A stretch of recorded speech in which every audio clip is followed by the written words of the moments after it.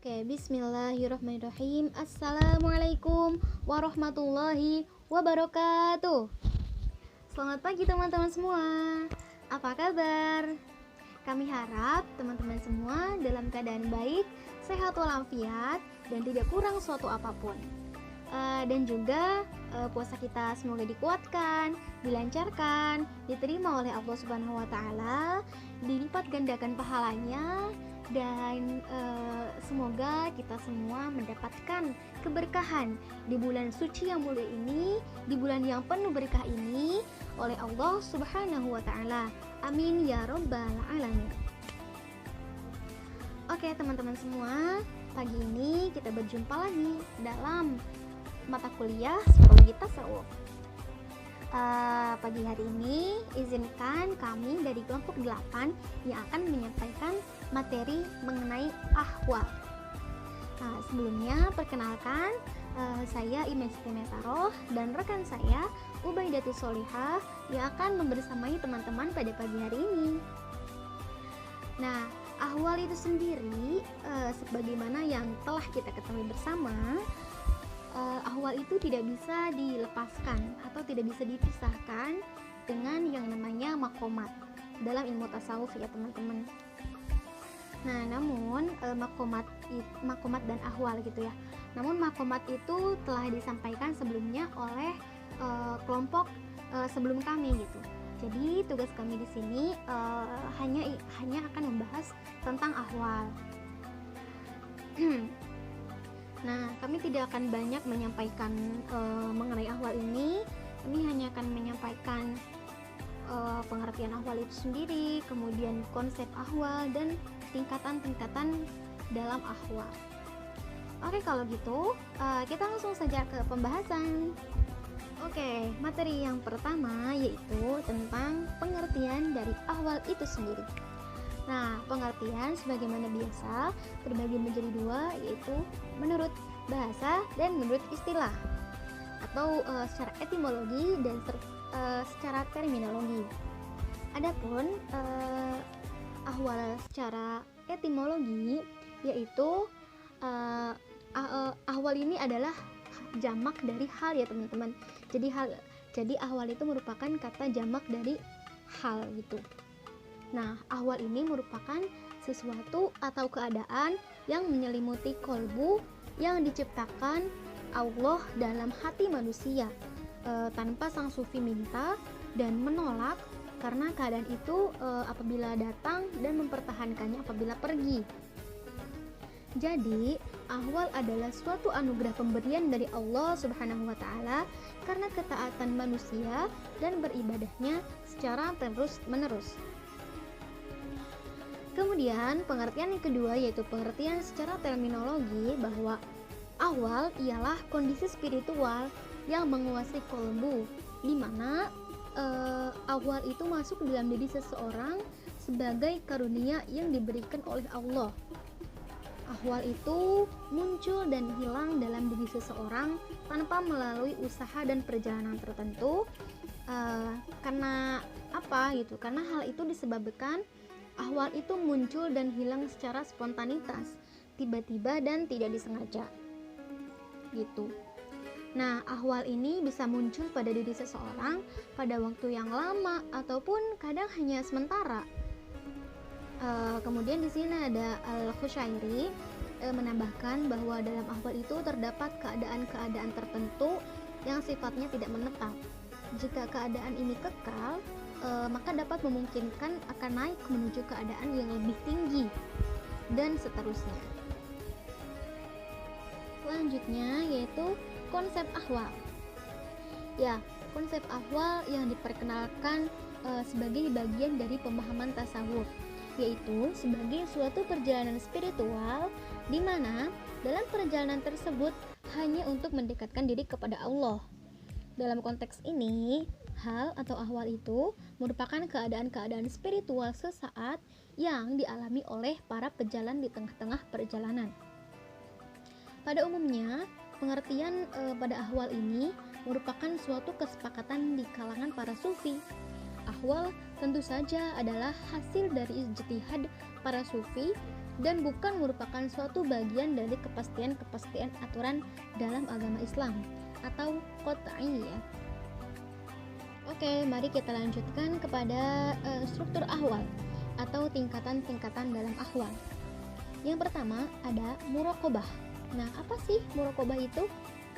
Muraqabah dalam tradisi tasawuf merupakan kondisi kejiwaan yang sepenuhnya berada dalam keadaan konsentrasi dan waspada, sehingga segala daya pikir dan imajinasinya fokus pada satu kesadaran, yaitu tentang dirinya sendiri. Menurut Imam Al-Qushairi An-Naisaburi, secara bahasa muraqabah adalah mengamati tujuan.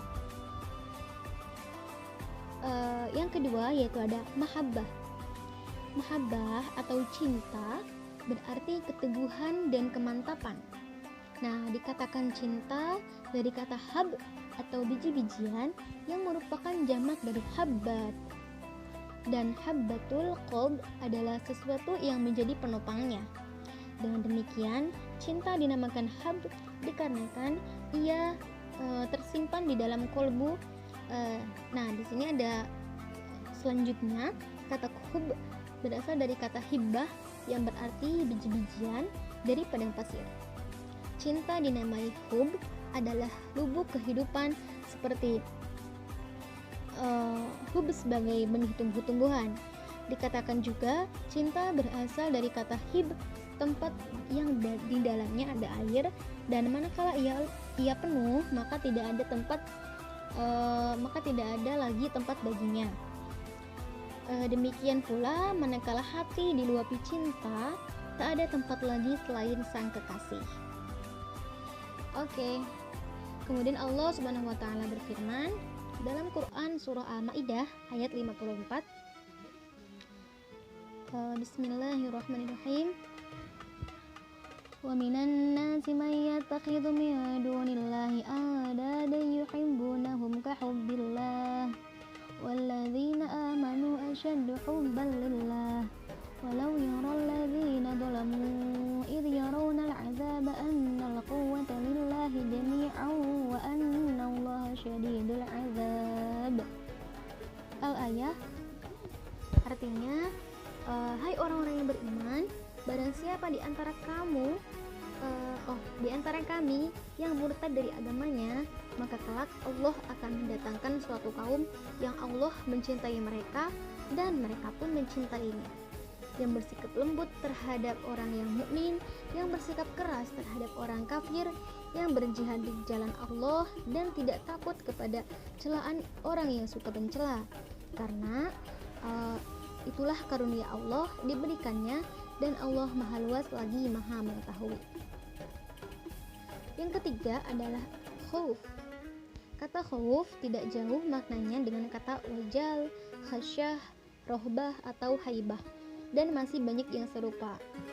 Menurut Al-Qushairi, definisi dari khauf atau takut ini berkaitan dengan kejadian yang akan datang. Takut kepada Allah bermakna takut terhadap hukum-hukum Allah di dunia maupun di akhirat. Terdapat berbagai macam perbedaan mengenai pengertian khauf. Di antaranya, khauf merupakan kegundahan hati karena takut akan sesuatu. Ada lagi yang menyatakan bahwa khauf merupakan upaya hati untuk menghindar dari datangnya sesuatu dari yang tidak disukainya. Kemudian Allah berfirman dalam Quran surah An-Nazi'at ayat 40-41. Bismillahirrahmanirrahim. Wa amma man khafa maqama rabbih wa nahan nafsa 'anil hawa fa innal jannata hiyal ma'wa. Al-ayah yang artinya, dan adapun orang-orang yang takut kepada kebesaran Tuhannya dan menahan diri dari keinginan hawa nafsunya, maka sesungguhnya surgalah tempat tinggalnya. Ya, mungkin itu materi yang dapat saya sampaikan. Materi selanjutnya akan disampaikan oleh rekan saya, Ubaidatus Sholihah. Selanjutnya, struktur ahwal yaitu roja.